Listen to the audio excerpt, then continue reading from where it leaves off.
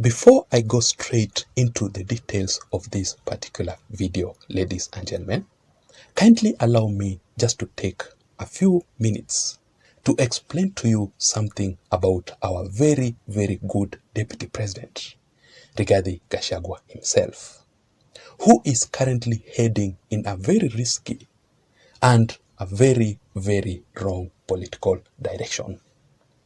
Up to date, I still don't know who exactly are Rigathi Gachagua's political advisors. But I must say this, whatever they are advising Rigathi Gachagua might not end up very, very well in the Kenya Kwanza Alliance, in the UDA political party, between Rigathi Gachagua and President William Ruto ahead of the 2027 general elections. Rigathi Gachagua has been busy campaigning and championing for the regional-based politics, tribal politics, in the name of the Mount Kenya region unity, which is totally against President William Ruto, because William Ruto has been campaigning for the national unity. I came across this post from Dennis Itumbi himself. You can still go check out in his Facebook account. So Dennis Itumbi posted an article from the Star newspaper with the headline, Meru leaders back William Ruto's call for end to the regional politics. You know, recently Rigathi Gachagua was in Meru County to campaign for his regional politics. And the reason as to why these Meru leaders differed with Rigathi Gachagua on the regional-based politics, they are saying that Merus are not in Meru County alone, in Mount Kenya region alone. Merus are everywhere across the country. So whatever Rigathi Gachagua was campaigning for is actually and totally selfish politics. They proceed to say that they differed with DP Rigathi Gachagua, who recently asked MPs to stick to their constituencies. Leaders said they will equally not take position on the one man, one vote, one shilling campaign fronted by leaders allied to the DP Rigathi Gachagua. I will still do an analysis about the political differences between Rigathi Gachagua and William Ruto and how it will affect the 2027 general election politics. Now let us go straight to the details of this particular analysis. Many people have been asking, where exactly is Raila Odinga? I mean, when last did you see Raila Odinga? Apart from today. The one and the only reason as to why you don't see Raila Odinga anymore in active politics, it is because Raila Odinga has officially retired from the local politics. Currently, as we speak, Raila Odinga is very, very busy campaigning for his African Union Commission top job. And in fact, today Raila Odinga was together with Musalia Mudavadi in a press briefing. Raila Odinga went directly to Musalia Mudavadi's office. Just look at this video here.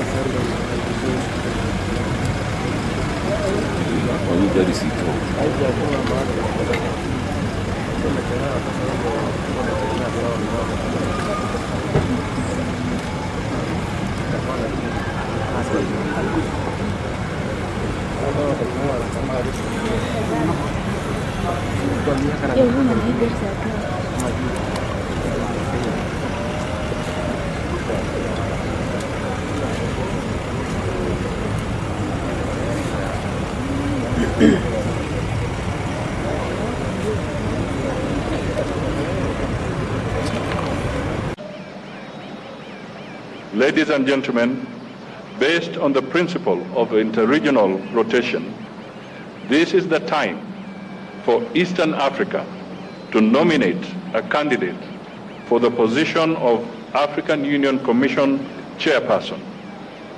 Therefore, as per the schedule of the AU elections calendar, the deadline for the submission of the regional nominations to the AU Commission is 6th August 2024, 2 months.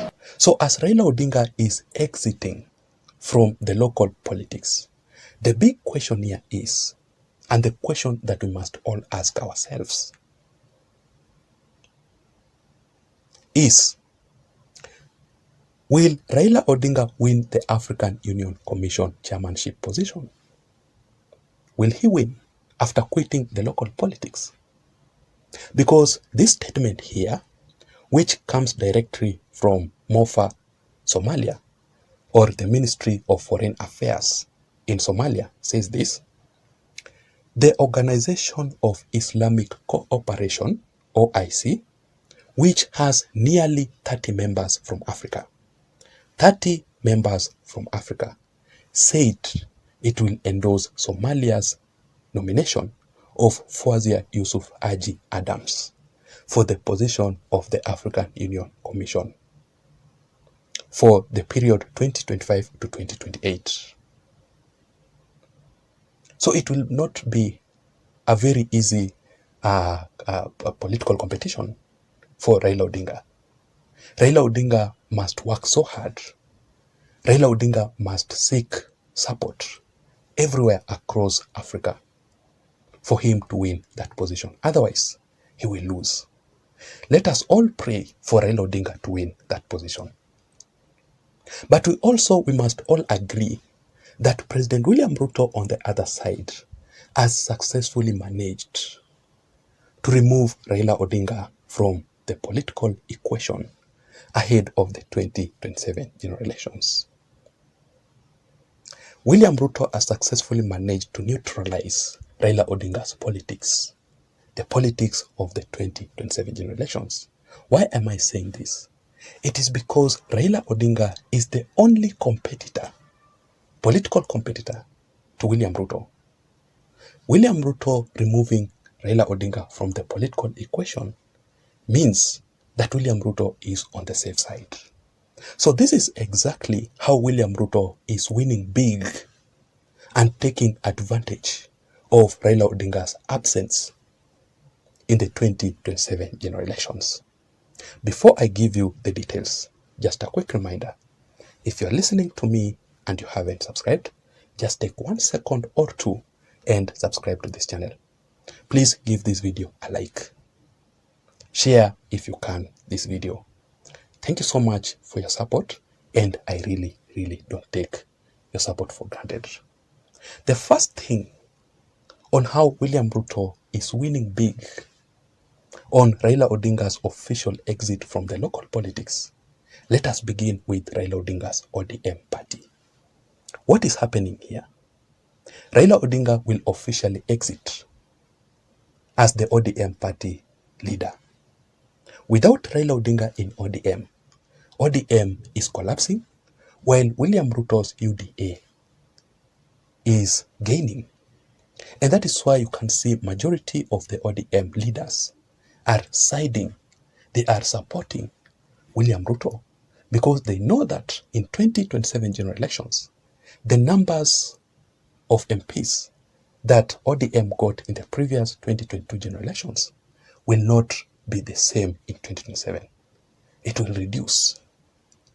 Many ODM leaders who have been winning because of Raila Odinga might not be lucky. They are rushing towards William Ruto's side. That is an advantage of William Ruto. The second thing here, let us talk about Raila Odinga's allies in the previous coalition. Akina Kalonzo Musyoka, Martha Karua, Eugene Wamalwa, and the rest. They are scattered currently, which is an advantage to William Ruto, because if they are not united to endorse someone on their side, because Kalonzo Musyoka wants to be the president, Martha Karua also, Eugene Wamalwa also, Gideon Moi on the other side, it will be so hard for them to unite in a coalition, of which if they will also unite, there's no way they can beat William Ruto in 2027. It is an advantage to William Ruto. And thirdly, and also finally, William Ruto knows very well how to calculate his politics. When you weigh the difference between William Ruto and Raila Odinga is currently in a very, very risky political state. Because if Raila Odinga will lose the African Union Commission top job, there's no way Raila Odinga will manage to make a comeback in the local politics ahead of 2027. It will not be easy. Raila Odinga will just have to retire. I don't know what you think. I want to know your thoughts, your opinions.